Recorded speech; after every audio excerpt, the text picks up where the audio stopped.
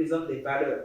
Voilà, donc d'autres vont dire, par exemple, nos valeurs, c'est le professionnalisme, c'est l'éthique et tout ça. On présente les valeurs en donnant beaucoup plus de détails sur ces valeurs-là, pour que celui qui lit en fait le plan d'affaires puisse savoir quelles sont les valeurs que cette entreprise incarne.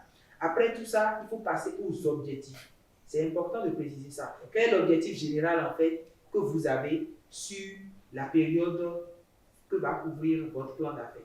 Et il faut généralement, les plans d'affaires, généralement les conseillers de faire un plan d'affaires sur 5 ans, mais d'autres le font sur 3 ans. Ça dépend du choix. Le plan d'affaires, c'est périodique. Oui. C'est pas définitif. Non, c'est pas définitif. C'est périodique. C'est un plan qui est susceptible d'être actualisé, à tout moment. À tout moment, ok. Parce que sachez que quand le business model change, c'est que vous êtes obligé d'aller actualiser le plan d'affaires aussi. Donc, vous faites des prévisions sur 5 ans. Vous êtes peut-être en 2024 et que vous voulez faire des prévisions sur 5 ans, ça va être 2024 à 2029. Voilà, vous avez élaboré votre business plan. Le business plan a été adopté avec un business model donné. Okay. J'ai dit tout à l'heure que le business model est basé aussi sur ce qui se passe autour de vous. C'est-à-dire combien est-ce que vous payez par exemple comme coût de production. Donc, quand les coûts de production augmentent, vous êtes obligé d'actualiser votre business model. Parce que dans le business model, vous avez calqué votre business model sur un prix donné. Donc, il est important d'actualiser tout ça. Et quand vous l'actualisez, c'est que vous actualisez en même temps le plan d'affaires aussi. Donc, on peut adopter un plan d'affaires aujourd'hui et 3 mois après, compte tenu d'un événement donné qui bouleverse tout, on actualise ce plan-là. C'est pour ça que c'est important quand on a un plan d'affaires, c'est important de faire le suivi du plan. Le suivi du plan d'affaires, c'est très important. Et quand on fait le suivi, on arrive à collecter les données au fur et à mesure à l'aide des indicateurs clés de performance. Ça nous permet à un moment donné de savoir que, ben, tiens, on a un objectif à atteindre, on n'est pas en train d'aller en fait vers cet objectif-là. Il y a un problème qui se pose et il faut trouver les solutions pour pouvoir corriger ce problème-là. Donc, après les objectifs que vous fixez sur 5 ans, sur 3 ans, en fonction de la portée de votre plan d'affaires, après ça, vous passez au deuxième chapitre où vous présentez en fait le marché. Vous faites une analyse du marché, c'est-à-dire une analyse des forces et faiblesses dont on a parlé. Vous faites une analyse de la concurrence, une analyse en fait de la clientèle. Et il y a une partie importante dans le business plan qu'on appelle segmentation. C'est en réalité, quand vous avez votre part de marché, il faut segmenter cette part-là en fonction des besoins spécifiques de chaque catégorie de votre clientèle. Il y a peut-être dans votre clientèle les enfants, il y a les femmes, il y a les jeunes, il y a les personnes âgées. Si vous êtes une entreprise où vous offrez par exemple un service ou bien un produit qui est consommé par toutes ces personnes-là, il faut alors faire une certaine segmentation afin d'offrir des produits spécifiques à chaque segment de votre clientèle. Vous voyez un peu? Donc, après cette partie-là, il y a le chapitre qu'on accorde en fait à la politique de prix. Donc, vous analysez d'abord quel est vos coût de production, combien est-ce que vous dépensez pour pouvoir produire tel, et en fonction de ça, vous fixez le prix en prenant en compte également l'analyse du marché. Donc, il y a la politique de prix que vous présentez. Après, dans le business plan, on va voir maintenant une partie importante qui est la prévision financière et économique. Donc, dans cette partie, vous allez voir des tableaux d'investissement, les tableaux de coûts de production, les tableaux d'amortissement, les tableaux de recettes prévisionnelles, de bénéfices prévisionnels. Voilà, après tous ces tableaux, je pense que vous avez mis le nécessaire dans votre business plan et vous pourrez finir par une petite conclusion. Voilà. Donc, quand ce business plan comprend tous ces éléments, il est susceptible d'attirer un investisseur. Bien sûr. Okay. Vous parlez tout à l'heure des indicateurs de performance. Comment on peut utiliser ces indicateurs de performance pour mesurer l'évolution de la rentabilité de son entreprise par rapport à son investissement? Super. Alors, il faut noter que quand vous rédigez votre business plan, il y a la partie objectif dont j'ai parlé. Donc, vous projetez. En fait, en élaborant le business plan, c'est une projection que nous faisons. On se dit, dans 5 ans, nous voulons atteindre tel objectif. Et un objectif, le premier objectif, en fait, en tant qu'entrepreneur ou bien en tant qu'entreprise, c'est d'atteindre un certain niveau de chiffre d'affaires. Un certain niveau de chiffre d'affaires. Et donc, le chiffre d'affaires en lui-même constitue le premier indicateur de performance qu'il faut surveiller rigoureusement pour pouvoir savoir si je suis en train de progresser ou si mon entreprise régresse. Donc, ces indicateurs-là sont là. Donc, on fait le suivi. Il y a d'autres indicateurs, par exemple, comme le niveau de production. Parce que quand votre niveau de production augmente, ça veut dire que votre entreprise aussi augmente, votre chiffre d'affaires augmente. Il y a aussi d'autres indicateurs comme le coût de production. Parce qu'en économie, il y a ce qu'on appelle les économies d'échelle. Les économies d'échelle, c'est quand vous produisez beaucoup, vous êtes susceptible d'économiser certaines marges sur les coûts de production. Donc, quand vous suivez ces indicateurs-là, ça vous permet de savoir si vous êtes en train de tendre vers votre objectif ou s'il y a des problèmes. Je donne un exemple simple. Vous vous êtes fixé, par exemple, comme objectif pour l'année, la deuxième année de l'exécution de votre plan d'affaires, d'atteindre un chiffre d'affaires, par exemple, de 100 milliards. On est d'accord? En décembre de la deuxième année. Vous commencez la deuxième année, vous êtes après le premier trimestre, vous voulez faire 100 milliards. Mais si vous ne suivez pas votre chiffre d'affaires à travers ces indicateurs clés de performance tels le chiffre d'affaires, vous ne pourrez pas savoir après le premier trimestre si vous êtes en train de tendre vers votre objectif qui est de faire 100 milliards. D'autres ne font pas le suivi et on se dit voilà, je vais faire 100 milliards à la fin de l'année en décembre. On ne fait pas le suivi, on se retrouve en octobre et on constate qu'on a à peine fait 2 milliards. On est déjà à la fin de l'année. Alors que si vous suivez régulièrement et que vous constatez que après le premier trimestre, on n'a pas atteint toutes choses égales par ailleurs. Si je veux faire 100 milliards, c'est que chaque mois, je dois faire minimum 10 milliards. 10 milliards chaque mois. 100 milliards entre 8 milliards. Voilà. Donc, si à la fin du premier trimestre, vous n'avez pas fait au moins 30 ou 40 milliards, sur les 100 que vous voulez faire en décembre, il faut alors se poser des questions. Puisque en fixant l'objectif au départ, c'est que vous avez les capacités de pouvoir l'atteindre. On ne fixe pas les objectifs en l'air, on fixe les objectifs en fonction de vos capacités et ces objectifs-là doivent être mesurables, doivent être atteignables. C'est très important. Donc, le suivi est important à travers les indicateurs clés de performance pour pouvoir savoir si je suis en train de progresser ou si je suis en train de régresser. Pour évaluer la performance de votre entreprise, vous devez forcément surveiller votre chiffre d'affaires, votre coût de production pour savoir à quel niveau vous êtes dans l'exécution de votre plan d'affaires. Et Monsieur Kodjo, existe-t-il aujourd'hui des outils ou des ressources pour permettre aux entrepreneurs de rédiger eux-mêmes leur business plan? Bien sûr, vous savez, quand on est passionné par ce que l'on fait, on se donne vraiment les moyens de pouvoir atteindre ses objectifs.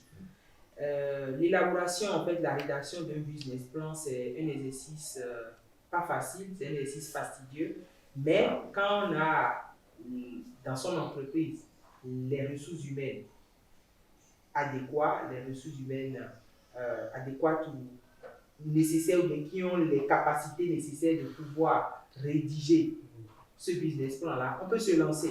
Dans le cas échéant, c'est qu'il faut faire recours à des experts parce que, je l'ai dit tout à l'heure, au cours de l'élaboration du business plan, il faut aller sur le marché, il faut aller faire des enquêtes, il faut aller questionner les clients potentiels, il faut leur demander est-ce que vous avez besoin de tel produit, si on amenait tel produit sur le marché, est-ce que vous êtes susceptible de l'acheter, quelle est votre capacité à payer pour un tel service ou un tel produit. Donc c'est un exercice fastidieux et du coup, si on n'a pas les moyens, il faut faire recours aux spécialistes pour pouvoir bien le faire.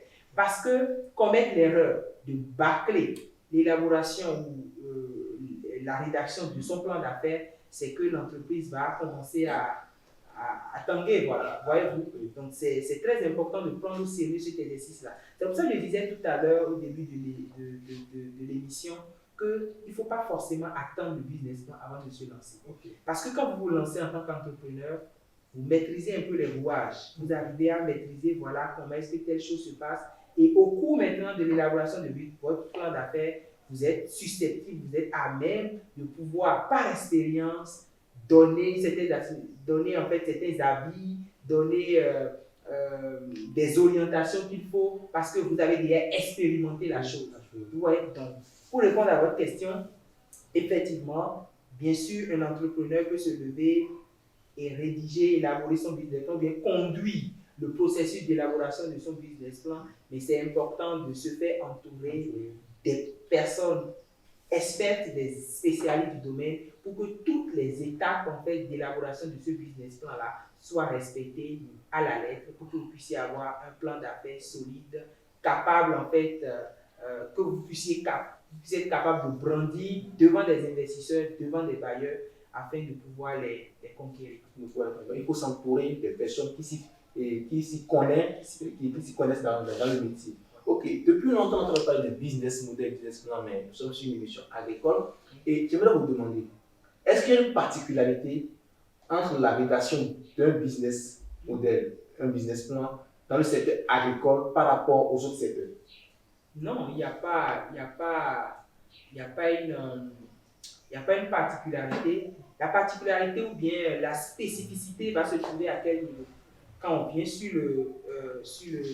dans le secteur agricole et quand on veut élaborer son modèle économique, c'est-à-dire son business model, c'est qu'il faut faire les études nécessaires, par exemple les études du sol, les études, je ne sais pas, environnementales et tout ça, pour être sûr que la culture ou bien la spéculation que j'ai choisie va me permettre de pouvoir atteindre mes objectifs. Donc, ce qui est important en fait pour tout entrepreneur, c'est de pouvoir produire quelque chose, de pouvoir vendre et de pouvoir tenir sur le marché. Donc, en tant qu'agriculteur, vous voulez faire un business plan, la procédure, elle est là. Voyez-vous, la procédure est là, elle est classique que vous devez suivre, mais en tenant compte des spécificités de votre secteur. Vous voyez un peu? Donc, que ce soit le business plan, ou bien que ce soit le business model que vous voulez mettre en place en tant qu'acteur de l'agriculture, ou bien en tant qu'entrepreneur dans le secteur agricole, vous prenez en compte ce qu'il faut faire, la procédure elle est là pour pouvoir rédiger le plan d'affaires, mais en tenant compte en fait des spécificités qui sont liées à votre secteur. Donc, il n'y a pas une particularité, seulement que lors de la rédaction, vous faites un exercice en tenant compte des spécificités qui sont dans votre secteur d'activité. Ok. Et je vais vous poser une question. Comment un entrepreneur que je suis, je peux communiquer mon business model ou mon business plan d'abord à mes investisseurs, aux partenaires, aux futurs clients et à mes employés? Alors, il faut comprendre que à la base, le plan d'affaires est un outil de communication interne à votre entreprise. Ok, là. Parce que si vous faites l'erreur de communiquer ou bien de donner, d'exposer votre business model ou bien votre plan d'affaires à une tierce personne et que cette personne est mal intentionnée et a le capital nécessaire, vous serez là et votre entreprise va être matérialisée, les gens vont faire le profit pendant que vous êtes en train de chercher encore le financement. Donc, c'est la boîte noire de l'entreprise. C'est comme un secret. Parce que, je prends un exemple tout simple. Aujourd'hui, par exemple, on a de grosses entreprises au Bénin qui font des centaines de milliards de chiffres d'affaires. Je prends un exemple que nous connaissons tous dans le GSM, par exemple, MTN. Vous imaginez le business model de MTN? C'est comment est-ce que MTN arrive à nous vendre ses services et à avoir ses chiffres d'affaires. Vous imaginez quelqu'un qui a aussi le capital pour pouvoir mettre en place un tel réseau GSM. MTN lui remettait son business model très. Dans le business model, vous décrivez toutes les procédures. Par A plus B, voilà ce qu'on fait. Voilà comment est-ce qu'on fait pour gagner de l'argent, voilà comment est-ce qu'on vend, voilà comment est-ce qu'on a fixé ce prix-là. Donc, quand ça tombe dans les mains de quelqu'un d'autre, la personne reproduit exactement votre business model, puisqu'il y a encore de la marge à se faire sur le marché, la personne capte cette marge-là au détriment de vous. Donc, c'est un outil de communication interne. Et quand on veut même le communiquer à un potentiel investisseur ou à un bailleur, il faut savoir ce qu'il faut lui présenter. Lui, il sait ce qu'il veut. Il sait, un investisseur par exemple, c'est les dividendes qui l'intéressent. Je veux investir dans votre entreprise, à la fin de l'année, je veux des dividendes. Je veux l'intérêt sur le capital que j'ai investi. Donc, c'est ça que vous brandissez vous prenez votre plan d'affaires. Et c'est pour ça qu'on ne va pas remettre le plan d'affaires à l'investisseur et dire, mais lisez, non. On prépare ce qu'on appelle par exemple un pitch. Donc, vous préparez un pitch entrepreneur où vous mettez l'essentiel. Voilà ce que je veux produire, voilà comment est-ce que je veux le produire, voilà avec mes études, avec mes estimations, voilà combien ça va me générer à la fin de chaque année. Sans vous allez investir 1 milliard dans mon entreprise, ben je vais tourner ces 1 milliard là et à la fin de l'année, vous serez prêt à avoir 30%, à avoir 20%, à avoir 15, 50% même en fonction de votre business, de votre capital investi comme dividende. Donc, c'est ça que l'investisseur, c'est ça qui l'intéresse. Donc, c'est ça qu'il faut lui présenter sans pour autant aller dans les détails et dire voilà comme ça que je veux produire. Vous imaginez par exemple quand Coca-Cola va nous donner les recettes de fabrication de Coca-Cola, c'est fini. Effectivement. Coca-Cola va fermer. Alors qu'aujourd'hui, avec toutes les critiques, tout ce qu'on dit, que Coca-Cola c'est pas bon, c'est pas si, c'est la boisson la plus consommée au monde. Et les détenteurs, les propriétaires, ils sont les seuls à connaître les composantes en fait pour pouvoir produire.